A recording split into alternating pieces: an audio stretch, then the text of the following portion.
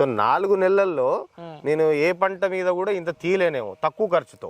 ఓ చిన్న రైతు పెట్టుబడికి డబ్బులు లేని రైతులు చలికాలంలో ఈ పంట వేసుకుంటే 4 నెలల్లో మంచి లాభాలు వచ్చే అవకాశం ఉంటుంది. ఇప్పుడు ఇక్కడ ఒక బిదర్లో వెండర్ ఏం చేస్తున్నాడు, అందరి దగ్గర ఇక్కడ పండించే రైతులు ఒక 10-15 మంది ఉంటే అందరి దగ్గర కొనుక్కొని 120 రూపాయల నుంచి 135 రూపాయలు కిలో డాక్టర్లు చెప్పడము హెల్త్ కు మంచిదని తినడం స్టార్ట్ చేశారు బాగా.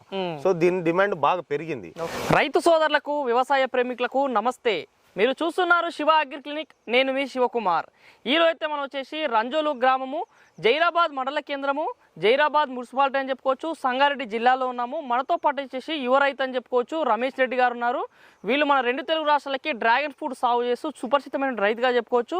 కానీ ఈ రోజు ఈ వీడియోలో ఒక సరికొత్త పంటని మన 2 తెలుగు రాష్ట్రాలకు పరిచయం చేయబోతున్నాను. ఇక్కడ కనిపిస్తుంది ఈ పంట వచ్చేసి చియా సీడ్స్ అని చెప్పుకోవచ్చు. మరి చియా సీడ్స్ ని సరికొత్తగా ఈ కర్ణాటక బార్డర్లో నుండి జైరాబాద్ లో చాలా ఎక్కువగా సాగు చేస్తున్నారు. మన 2 తెలుగు రాష్ట్రాలు రాయలసీమలో కూడా కొంతమంది రైతులు సాగు చేస్తున్నారు. కానీ అసలు రాబోతున్న రోజులలో చియా సీడ్స్ అనే ఈ పంటని రైతు స్థాయిలో సాగు చేసుకున్నట్టయితే ఏ విధంగా ఉంటుంది? రమేష్ రెడ్డి గారు కూడా చాలా తక్కువ పెట్టుబడితో పంట సాగు చేశారని చెప్తున్నారు. మార్కెట్లో కూడా మంచి డిమాండ్ ఉందని చెప్తున్నారు. అసలు వీళ్ళు సాగు చేసిన మొట్టమొదటిసారి సాగులో చియా సీడ్స్ సాగు అనుభవం ఏ విధంగా ఉంది, ఏ విధంగా తెలుసుకున్నారు, మార్కెట్లో డిమాండ్ ఎంత ఉంది, ఎకరాకి ఎన్ని క్వింటాల దిగుబడి వస్తుంది, పూర్తి సమాచారం చియా సీడ్స్ పంట సాగు పైన రమేష్ రెడ్డి గారిని అడిగి తెలుసుకునే ప్రయత్నం చేద్దాం. నమస్తే రమేష్ అన్న. నమస్తే. చియా సీడ్స్ అసలు ఏందన్న, ఇది చాలా మందికి ఇది ఏంటంటే ఒక కాస్ట్లీ గ్రెయిన్ లాగా వినబడుతుంటుంది.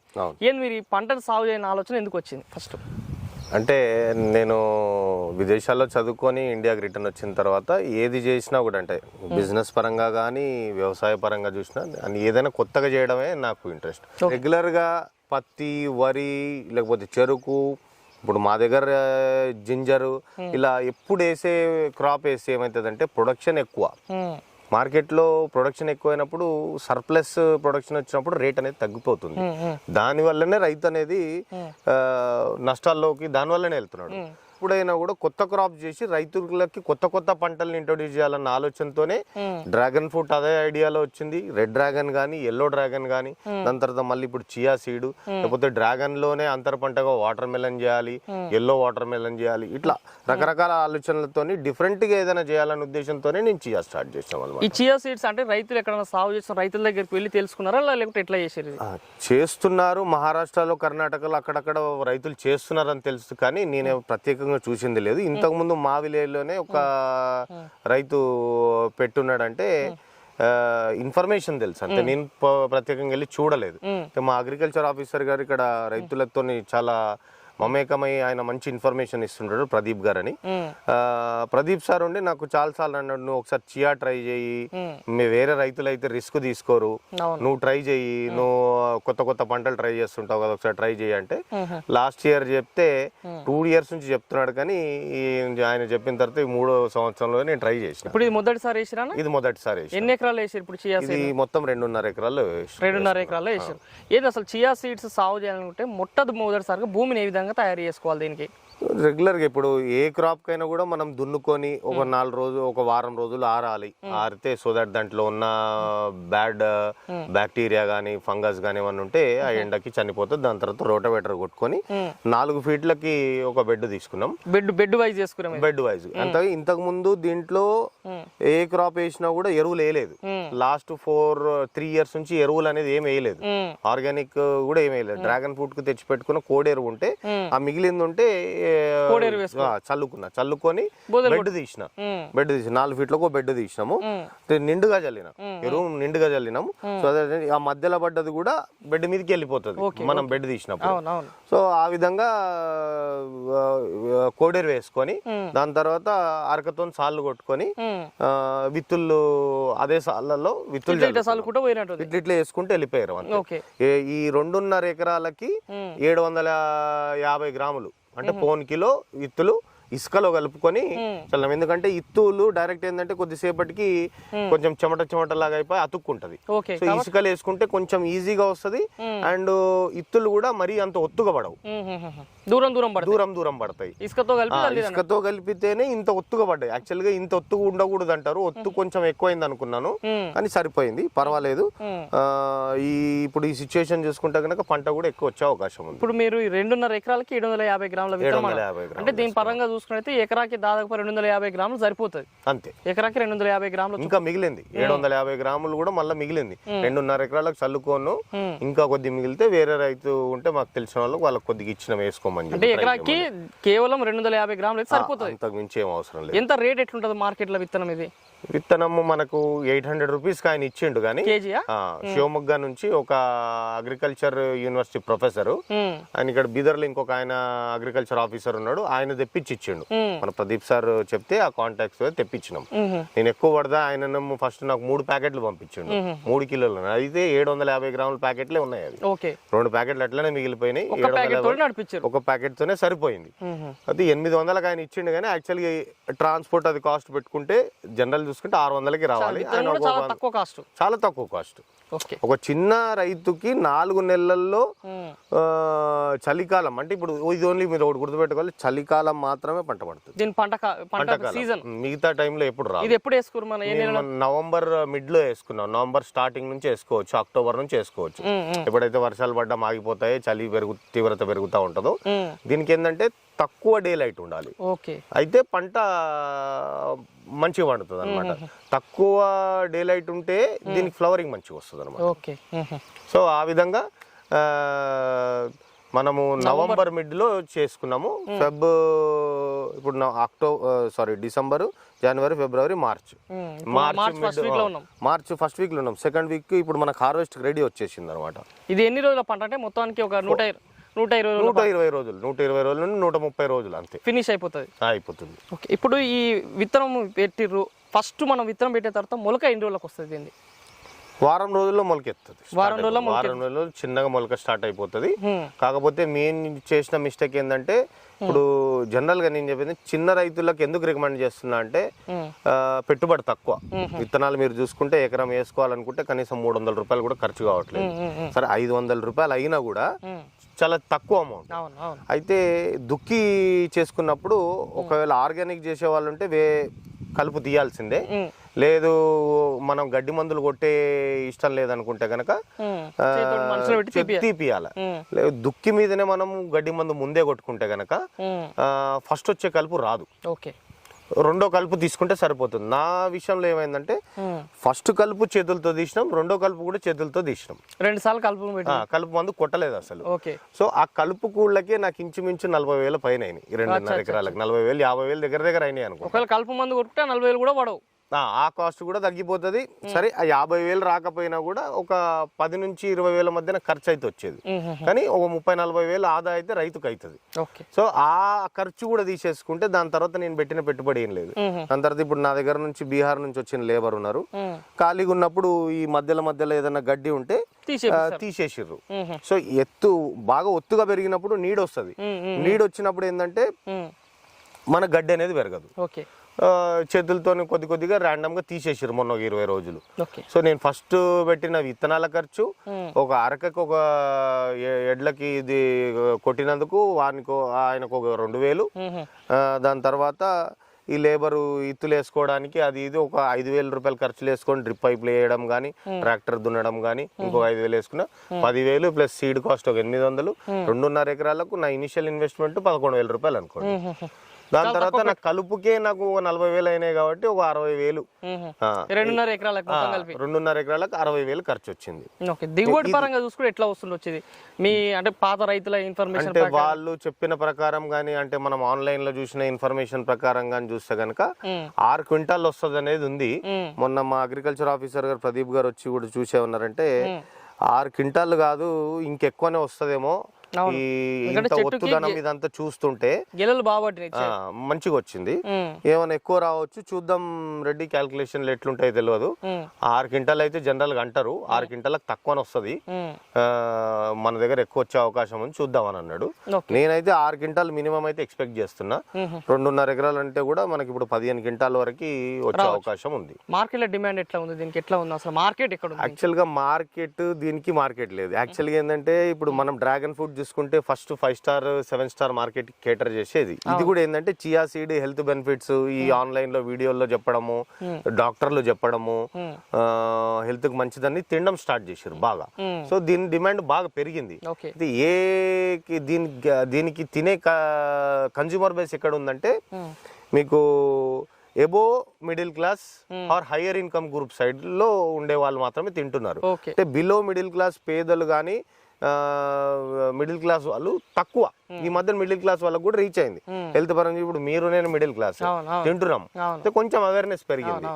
అయితే రేటు హయ్యర్ సైడ్ లోనే ఉంటుంది ఎక్కడ రిటైల్ లో కొనుక్కునేసరికి. సో అవేర్నెస్ తక్కువ కాబట్టి ఇది ఎక్కడ దొరుకుతుందో ఎవరికి తెలియదు. మార్కెట్ లో హోల్సేల్ ఎక్కడ దొరుకుతారో తెలియదు.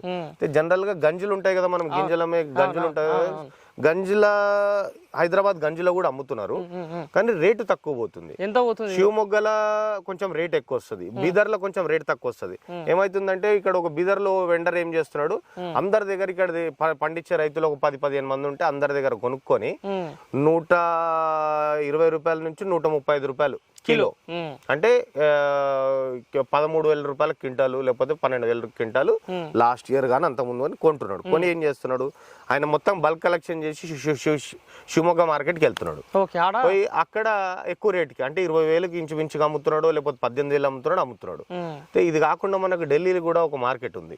సో దాని మీద కూడా కొద్దిగా రీసెర్చ్ చేసిన, అయితే అక్కడ రేట్లు వచ్చే అవకాశం ఉంది.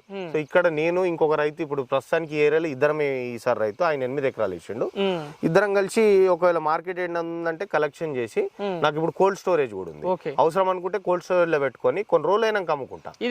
పంట కోసినాక నిల్వ ఉంటది ఇది చియా సీడ్స్ అనేది డ్రై ఫ్రూట్ లాగా ఎన్ని రోజులైనా ప్యాకింగ్ మంచి ఎక్కువ మాయిశ్చర్ రాకూడదు. ఓకే, ఇప్పుడు అసలు ఈ చియా సీడ్స్ అనేవి మీరు మార్కెట్ లో రైతు స్థాయిలో ఒక 120-130 పోయినప్పటికీ అంటే కస్టమర్ బేస్ లో చూసుకున్నట్లయితే కొనుక్కున్నట్లయితే సూపర్ మార్కెట్ లైన్ అక్కడిక్కడ ఎట్లా ఉంది, రేట్ ఎట్లా ఉంది ఇంకా అసలు?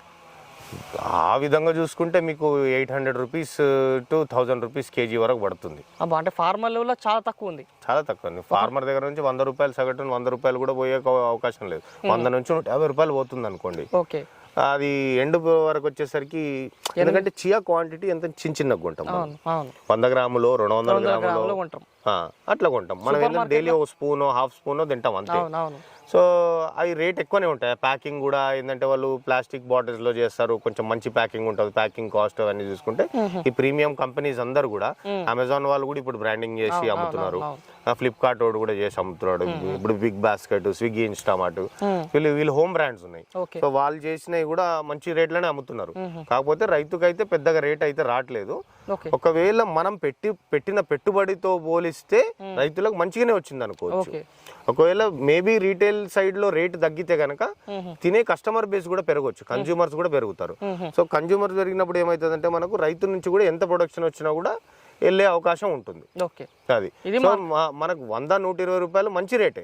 ఎందుకంటే పెట్టుబడి ఇప్పుడు నాది చూసుకోండి, నేను ఇనిషియల్ గా కలుపులో కొంచెం ఖర్చు ఎక్కువ పెట్టినా, కొంచెం చీడపీడల సమస్యలు కూడా ఉన్నాయి, దాని గురించి కూడా చెప్తా. సో ఆ ఖర్చులన్నీ తీసినా కూడా నేను 60,000 రూపాయలు ఇప్పుడు పెట్టుబడి రూపంలో పెట్టుకున్నా, నాకు ఎకరానికి ఇంచుమించు 30,000 నుంచి 40,000 వచ్చింది అనుకోండి. 30,000 అనుకోండి అంతే, 30,000 వచ్చింది 2.5 ఎకరాలు కదా. సో 30,000 వచ్చినా కూడా రేపు క్వింటాలు 12,000 పోయినా కూడా ఇంటూ 5 వేసుకున్న 65,000.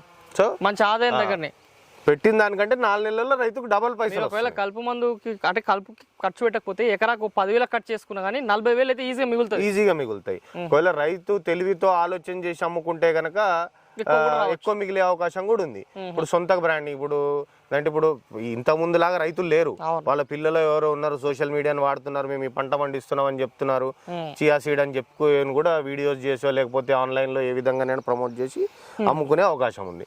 సో ఆ విధంగా చూసుకుంటే కనుక నేను ఇప్పుడు హార్వెస్ట్ కాకముందే నేను డ్రై ఫ్రూట్ షాప్ వాళ్ళతో కొంతమందితో మాట్లాడాను.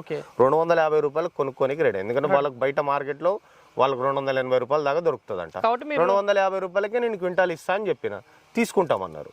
సో నేను చూసుకుంటే ఇప్పుడు 5 క్వింటాల్ వచ్చినా కూడా 250 రూపాయలు అంటే నాకు ఇంచుమించు 75,000 వస్తుందా, 1,25,000 వస్తుంది. 1,25,000 వస్తుంది. 1,25,000 నేను 40,000 ఖర్చులు తీసేసినా కూడా 80,000 మిగులుతుంది. సో 4 నెలల్లో నేను ఏ పంట మీద కూడా ఇంత తీయలేనేమో తక్కువ ఖర్చుతో. ఓ చిన్న రైతు, పెట్టుబడికి డబ్బులు లేని రైతులు చలికాలంలో ఈ పంట వేసుకుంటే 4 నెలల్లో మంచి లాభాలు వచ్చే అవకాశం ఉంటుంది. ఇప్పుడు ఈ చియా పంట వేసుకోవాలంటే నేలలు ఎలాంటి నేలలు అయితే అనుకూలంగా ఉండొచ్చు? మీ భూమి ఎలాంటి స్వభావం ఉన్న భూమి ఇది? చౌడు అంటే ఎక్కువ మా నీరు పట్టే భూములు కాకుండా ఏ ఉన్నా కూడా నడిచిపోతుంది. నీరు నిల్వని భూములు ఏమైతుందంటే నీరు ఎక్కువ నిలిస్తే ఏమైతుంది, వాటర్ క్లాకింగ్ అయ్యి మాయిశ్చర్ ఎక్కువైపోయి మొక్క ఎదుగుదల అంతా ఎక్కువ ఉండకపోవచ్చు. అండ్ ఫ్లవరింగ్ కూడా వచ్చే ఛాన్సెస్ తక్కువ, వచ్చిన ఫ్లవరింగ్ కూడా రాలిపోతుంది, అవకాశాలు ఎక్కువ ఉంటాయి. కాబట్టి నార్మల్ కొంచెం డ్రై ల్యాండ్స్ అయినా పర్వాలేదు, కానీ ఎక్కువ నీరు పట్టుకునే యాక్చువల్గా ఇది మొత్తం బండ ఎర్ర రాయి మొత్తము. మీరు అక్కడ చూస్తే ఎట్లుందో ఆ పైన బండ. మా ఏరియాలో కూడా ఎర్ర రాయితోనే కడతారు ఇళ్ళని. దాని మీద ఒక 3-4 ఫీట్లు మట్టి పోసి ఇది తయారు చేసుకుంది. ఈ తోట అంతా అలాంటి స్టేజ్ లలో ఈ పంట పెట్టినా మంచి సెట్ అయ్యింది. ఇప్పుడు కాదు, మేము 15 సంవత్సరాల కింద ఈ మట్టి కొట్టినాం. అప్పటి నుంచి కూడా చాలా పంటలు వేస్తున్నాం. ఇప్పుడు ఈసారి కూడా నేను 3 years తర్వాత వేసి కొట్టినా కూడా మంచిగా వచ్చింది. ఇప్పుడు ఇది మనకి పంట పెట్టింది కదా, ఇప్పుడు ఈ పంటలో మనకు ప్రధానంగా ఇంతకుముందు చీడపీడలు అన్నాం. అసలు ఎలాంటి ఈ 3 నెలల్లో ఎలాంటి చీడపీడలు గమనించారు? ఏమైనా పైన స్ప్రేయింగ్స్ చేసిరా? ఏముండదు, మెయింటెనెన్స్ తక్కువ, రోగం ఏం రాదు, నువ్వు ఒకసారి ట్రై చేయది ఇదంటే నేను ట్రై చేసిన. నా టైం బ్యాడ్ ఏందో నాకు తెలియదు, కానీ వేరే రైతులకు ఎవరికి ప్రాబ్లం రాలేదు. నా ఫంగల్ ఇన్ఫెక్షన్స్ లేకుండే, పెస్ట్ ప్రాబ్లం లేకుండే. నాకు త్రిప్స్ అటాక్ అయింది లాస్ట్ ఇయర్. వాటర్ మెలన్ ఇంత దాంట్లోనే వేసినప్పుడు ఇందులో కూడా త్రిప్స్ అటాక్ ఉండే బాగా. డ్రాగన్ ఫ్రూట్ ఇంటర్ కల్టివేషన్ వేసినప్పుడు కూడా దాంట్లో కూడా త్రిప్స్ అటాక్. అంటే ఒక్కో దగ్గర ఒక్కోలా. ఇప్పుడు డ్రాగన్ ఫ్రూట్ నా దగ్గర ఎక్కువ మట్టుకు త్రిప్స్ అటాక్ ఉండదు. వేరే రైతుల దగ్గర నేను చూసిన, ఆ రైతుల దగ్గర త్రిప్స్ అటాక్ చాలా సివియర్ డ్యామేజ్ చేస్తుంది డ్రాగన్ ఫ్రూట్. ఛత్తీస్గఢ్ లో నేను చాలా చూసిన అనమాట. సో నా దగ్గర ఎవరి దగ్గర లేదు, నా దగ్గర త్రిప్స్ అటాక్ చాలా వచ్చింది. అయితే ఆ త్రిప్స్ అటాక్ కోసం నేను మళ్ళీ ఇంచుమించు ఒక 30,000 వరకు మందులు విపరీతంగా కొట్టిన. ఒక 4 times కొట్టిన. ఇప్పటికి ఇదే స్టార్టింగ్ స్టేజెస్ లో ఉన్నప్పుడు మైల్డ్ త్రిప్స్ కోసము మన ఎక్స్ప్లోడ్ కొట్టినుండే. దాని తర్వాత స్పినోసైడ్ కొట్టినాం. స్పినోసైడ్ కొంచెం కాస్ట్లీ, స్పినోసైడ్ 45 EC. మళ్ళా మైల్డ్ టు కొంచెం హైలో మధ్యలో ఇంకోటి ఏదో స్ప్రే చేసినాం, గుర్తురావట్లేదు. చీడపీడలు ఏమైనా వచ్చినాయా మనకి? అంతే, త్రిప్స్ ఒకటే, ఇంకా వేరే అంటే ఈ గొంగడి పురుగు అది కొంచెం ఆకు తినేది వచ్చినుండే. ఈ త్రిప్స్ కొట్టినప్పుడు మందు కొట్టినాం కదా, దానికే చనిపోయింది. అది ఎక్కువ లేదు. కానీ త్రిప్స్ ఏం చేస్తుంది అంటే ఇమీడియట్ గా చెట్టు అప్పుడే డల్ అయిపోతుంది. ఆకు ఇట్లా ముదురుకొచ్చేస్తుంది, డల్ అయిపోతుంది, చెట్టు చనిపోయే అవకాశం ఎక్కువ ఉంటుంది. మళ్ళీ త్రిప్స్ అటాక్ లో ప్రాబ్లం ఏమొస్తుంది అంటే అది కనబడదు, లీఫ్ కింది సైడ్ లో ఉంటది. మనం ఇట్లా ఫోన్ తీసుకొని జనరల్ గా ఇట్లా దాని మీద కొడితే కనిపిస్తుంది అనమాట. దాని తీవ్రతను బట్టి మనం మందు కొడతాం. ఒకవేళ ఆకు ఇది డ్యామేజ్ అయింది అనుకోండి, ఇప్పుడు ఇది డ్యామేజ్ అయింది, వీక్ అయిపోయింది, మళ్ళీ మందు కొడితే కొత్తగా వచ్చేది మంచిగా వస్తుంది తప్పితే పాతది మళ్ళీ సెట్ కాదు. త్రిప్స్ అటాక్ అయితే ఎప్పుడైనా కూడా, ఏ పంటలైనా కూడా అదే. త్రిప్స్ ఒకటి మీకు ప్రధానంగా వచ్చింది, అదే పెద్ద సమస్య. ఈ రోజు ప్రతి పంటలో మీరు వాటర్ మెలన్ లో చూసుకున్నా, ఇంకే పంటల్లో చూసుకున్నా కూడా త్రిప్స్ అనేది మేజర్ అటాక్ అయిపోయింది ఇప్పుడు. అంటే ఈ షార్ట్ టర్మ్ డ్యూరేషన్ క్రాప్స్ లో లీఫ్ ఎక్కువ వచ్చే క్రాప్ ఏదైతే తీగలు గానీ ఇవన్నీ ఉండే పంటల్లో త్రిప్స్ అటాక్ అనేది మేజర్ గా అయిపోయింది.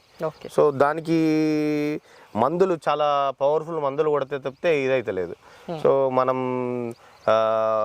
ఈ తిండి అంటే ఈ కూరగాయలు, పండ్లు, వీటిలో అంత స్ప్రేయింగ్ మంచిది కూడా కాదు.